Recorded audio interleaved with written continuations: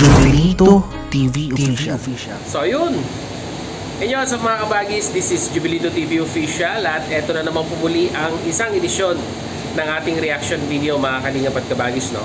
Pero bago po lahat, syempre po, mega love shoutout po muna kay Kuya Val Santos Matupang, kay Ate Edna Vlogs, kay Kalingap Rab, kay Roel of Malalag, Kalingap Netizens, Kalingap Subscribers, Kalingap Supporters, at lalong-lalo na po ang ating mga Kalingap Partners.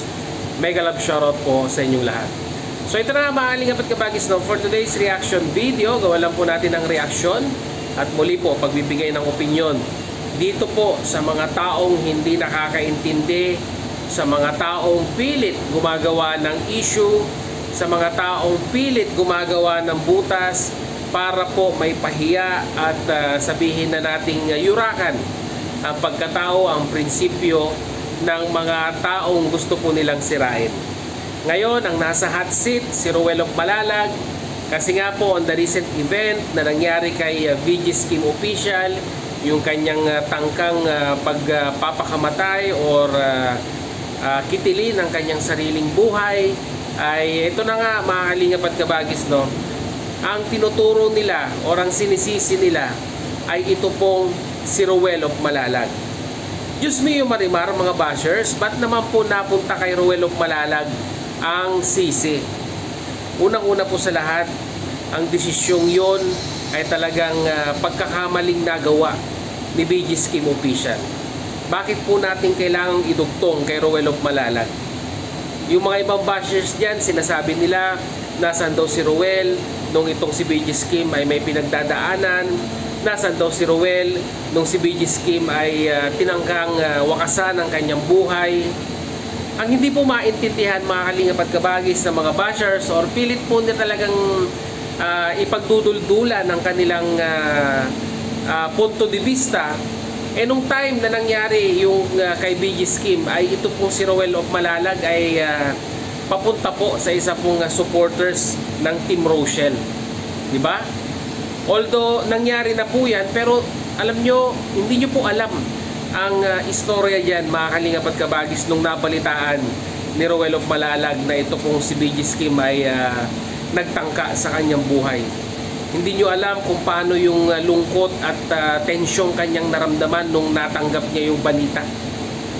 Mga bashers, wala po kayong alam dito. Dahil ang alam nyo lamang po ay magturo para kayong makapili nung panahon ng mga Hapon. Diba? Nagtuturo kayo ng kapwa ninyo Pilipino, pero takot kayong ipakita ang inyong pagbumuka dahil natatakot din kayo na balikan din kayo ng mga taong nagmamahal doon sa mga tinuturo ninyo. Ganun po yung mga makapili. At yung mga bashers po, ganun din po mga Kalingap at kabagis, no? Pilit binubutasan yung mga taong gusto po nilang sirain ng kanilang pagkatao. At ngayon, kagaya ng sinabi ko kanina, si Roel of Malalag ang nasa hot seat.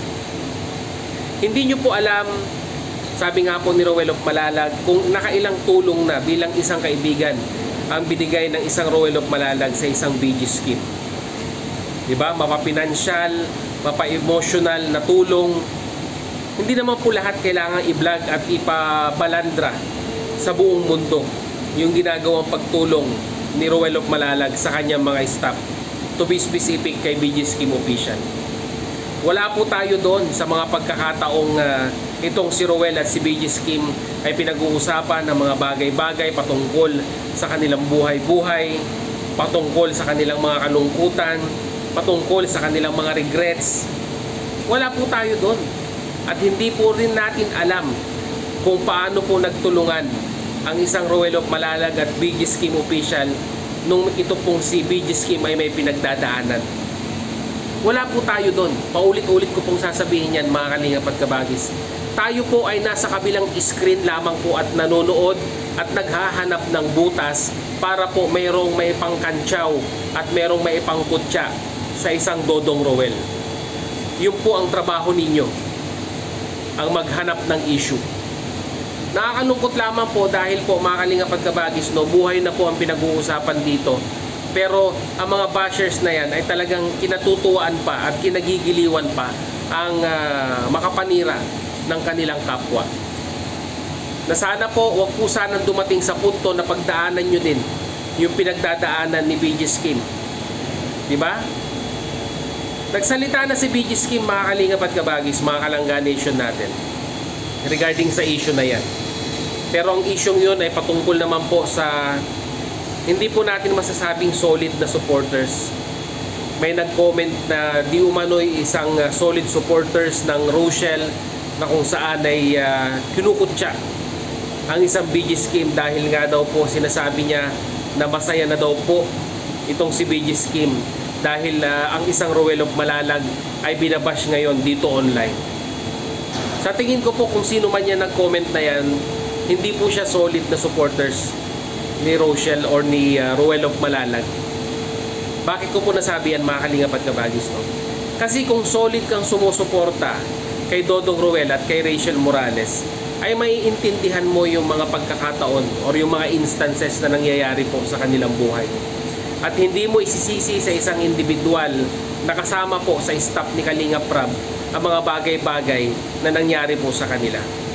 Bagkos uunawain mo yan, iintindihin mo yan, at susuportahan mo kung ano man yung mga pinagdadaanan, di lamang ng isang Roel of Malalag, bagkos yung mga staff niyang sumasama sa kanya sa paglingap. Ganon ang isang supporters, hindi naninisi. At sa mga bashers, no, Diyos mio Marimar, kagaya nasasabihin ko pa ulit-ulit, wala tayong alam. Isama nyo na ako dahil wala rin naman ako doon nung mga time na ang isang Roel of Malalag at isang BG Skim ay kinukomfort ang isa't isa para malampasan kung ano man yung mga pagsubok na dumarating sa kanilang buhay, both financially or emotionally. Lalong-lalo na po dito kay BG Skim Official. Diba? Kawawa si Dodong Roel. Previous live streaming niya kanina, tuliro. Iniisip niya yung mga sinabi ng bashers. Mabuti na lamang po andyan si Rachel na pinapalakas ang kanyang loob, no?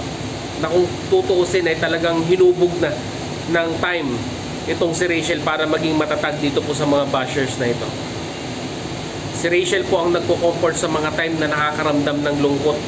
Ito pong si Dodong Roel dahil nga po dito sa mga ewan na bashers na pilit na tinuturo sa kanya yung isyong nangyari kay BG Skim. At mabuti na lamang po ay naiintindihan ni Dodong Roel yung mga pagkakataon ngayon na kayong mga bashers ay yan na po talaga ang nananalaytay sa inyong mga ugat. Yan na talaga ang inyong sistema. Kahit po siguro kahit 100 kabutihan ang ipakita sa inyo, ay 100 kamalian din po ang makikita ninyo sa mga ginagawa po ng mga charity vlogger. Pan kayo poverty porn kayo. Ika nga, no? Anti-charity kayo. Kayong mga bashers kayo. Dahil wala po kayong ibang nakikita kundi yung pagkakamali lamang po ng mga ibang tao. So yun, mga kalingap at kabagis, no? Suportahan po natin Roel of Malalag. Mag-comment po kayo sa kanyang live streaming, no? I-uplift po natin ang kanyang moral dahil sa mga pagkakataong ito ay down na down siya dito po sa mga bashers na talagang walang ginagawang maganda sa kanilang mga kapwa. Pilit nilang nilalamatan ang pagkakaibigan ng isang BG Skim at isang Roel of Malalag. Suportahan po natin, mga kalingap at kabagis, ito pong si Dodong Roel. At ganoon din po kay BG Skim, no? Huwag po tayong magsasawang bigyan ng pag-asa. At dahil nga po pangalawang buhay niya na ito, ay sana po yung pagsuporta pa rin po natin sa isang BG Skim ay tuloy-tuloy pa rin po, no? Mga Kalangga Nation natin. So yun, mga kalingap at kabagis, hanggang dito na lamang po muli. Maraming salamat dahil hanggang sa dulo po ng ating reaction video ngayong araw na ito ay nasamahan niyo po muli si Jubilito TV Official. At muli po, nagpapaalala po ang inyong host. Sa mga hindi pa po nakasubscribe sa channel ko, yung Val Santos Matubang, Ate Edna Vlogs, Kalingap Rab, Roel of Malalag, no? Suportahan po natin ang kanilang mga YouTube channel. Isama nyo na rin po Jubilito TV Official. Baka may hindi pa po nakasubscribe sa mga Kalangga Nation natin, subscribe nyo na po. At pag nagustuhan nyo po ang ating live, ang ating video upload for today, paki-like na rin po, mga kalingap, mga Kalangga Nation natin. So yun, hanggang dito na lamang. Once again, this is Jubilito TV Official, proud member po ng Team COOS at ng Karepa Year 2024. As I always say, mga kalingap and kabagis, peace, God first. God bless po. Bye!